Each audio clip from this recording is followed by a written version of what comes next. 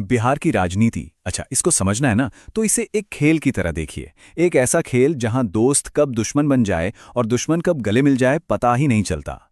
बाहर से देखने में ये बहुत उलझावा लगता है ना। तो चलिए आज इसी खेल के कुछ दांव पेच समझने की कोशिश करते हैं और उस एक सवाल तक पहुंचते हैं जो हमेशा बना रहता है। और इस पूरी सियासी उठापटक और गहमा-गहमी के बीच एक सवाल है, एक आवाज़ है, जो बिहार के हर कोने से, हर दिल से गूंजती है, भाई आखिर विकास कब होगा? ये सिर्फ एक सवाल नहीं है, बल्कि इसमें दशकों की उम्मीदें हैं और निराशाएं भी। तो चलिए इस खेल को समझने की शुरुआत करते हैं। यहाँ के नियम कोई किताब में नहीं लिखे हैं। यहाँ नियम है जुगाड़, गठबंधन और हर पल बदलते समीकरण।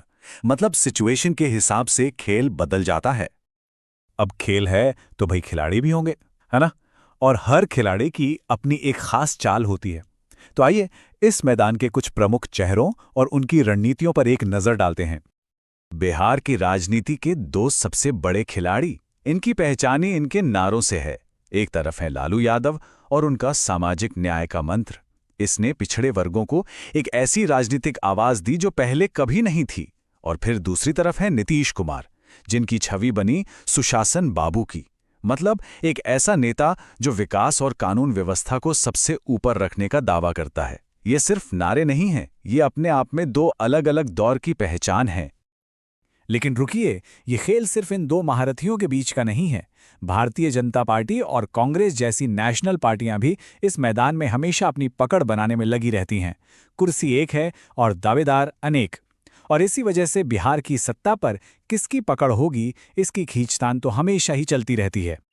और अब आते हैं इस खेल के सबसे जरूरी और कह सकते हैं कि सबसे ज्यादा कंफ्यूजिंग नियम पर, यानी गठबंधन। यहां दोस्ती और दुश्मनी के मायने ही अलग हैं। तो बिहार की पॉलिटिकल डिक्शनरी में गठबंधन का मतलब क्या है? सीधा सा मतलब है एक ऐसी सिचुएशन जहां आज का सबसे बड़ा दुश्मन कल का सबसे पक्का दोस्त बन सकता है, और जो आज दोस्त है वो कल दुश्मन। मतलब दोस्ती दुश्मनी की जो पारंपरिक परिभाषाएं हैं वो यहां लागू नहीं होती।